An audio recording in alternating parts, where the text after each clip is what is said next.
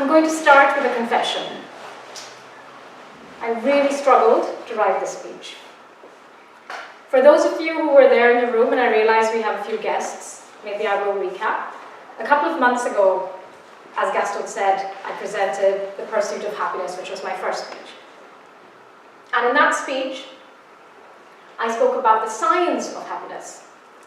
If you were in the room, you'd remember I spoke about the DOSE of happiness, or that's the dopamine, D for dopamine, which is a reward chemical, O for oxytocin, which is the love hormone, S for serotonin, which is the mood stabilizer, and E for endorphins, which is the pain reliever. And after explaining all those examples, I thought I was going to follow up that speech with my own story of happiness. Because enough of the science, enough of the chemical reactions that go on in your brain that make you happy. I will talk about my own journey of happiness. And then, when I started to write down the speech a few days ago, I came to a rather harsh realization. Am I being truly honest with myself that I have actually achieved what I want to do in my journey of happiness? Can I really be coming up to stage here and tell you I have confidently cracked the formula of happiness? I have become happy. Now the thing is, I would make a terrible used car salesperson because I'm an awful liar. So I cannot really, and for that matter, no one can come and tell you that they have gone from point A, unhappy, to point B, happy. Because, in case you haven't realized it, happiness is not a destination, and definitely not a stoic destination. It is, in fact, a journey. You can, of course, turn around and tell me, okay, Sohini, tell me something I don't know. Of course, you know happiness is not a destination, it is a journey. But what I can tell you is we beat ourselves up about not reaching that top of the pyramid of happiness, about not having these big movers and changers that really make us feel that big rush of hormones that make us happy. What I realized while writing the speech, the topic of the speech should not be pursuit of happiness.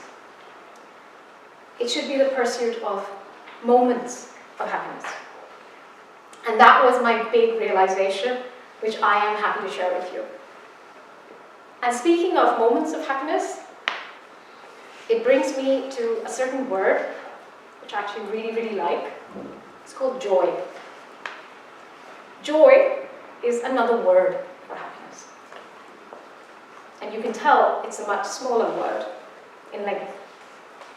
And it is this smaller length which signifies something so beautiful, which is, it is the little things.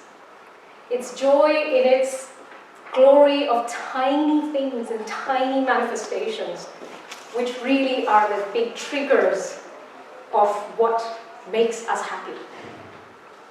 Both in the science way, but also in an emotional way. And we should welcome these moments of joy every day in our lives, in spite of all the stuff that's happening around us, which is bringing us down. And interestingly, and I will talk about this for the people who weren't there the last time, I spoke about this as the triggers of the hormones the last time. It is these little moments. Think about how you feel when you have that feeling of warm sunlight on a cold winter's morning. How after a long day at work, you come back home to have cuddles with a pet or a loved one. Or indeed, in a very crowded train, you don't have a place to sit.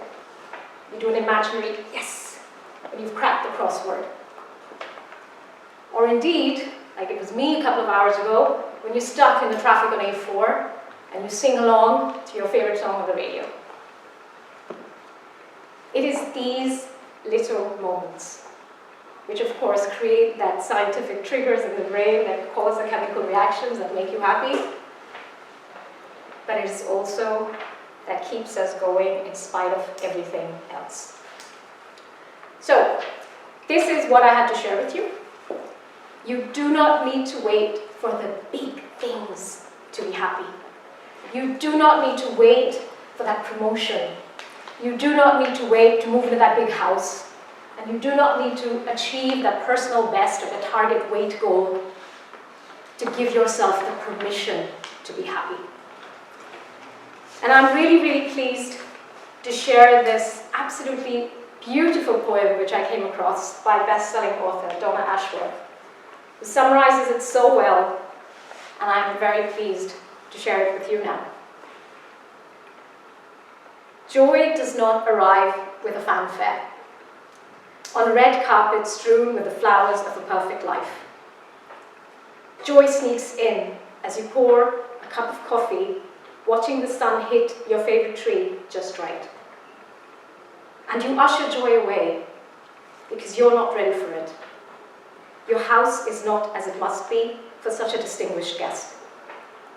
But joy cares nothing for your messy home, or your bank balance, or your waistline, you see. Joy is supposed to slither through the cracks of your imperfect life. That's how joy works. You cannot invite her, you can only be ready when she appears, and hug her with meaning, because in this very moment, joy chose you. Thank you very much.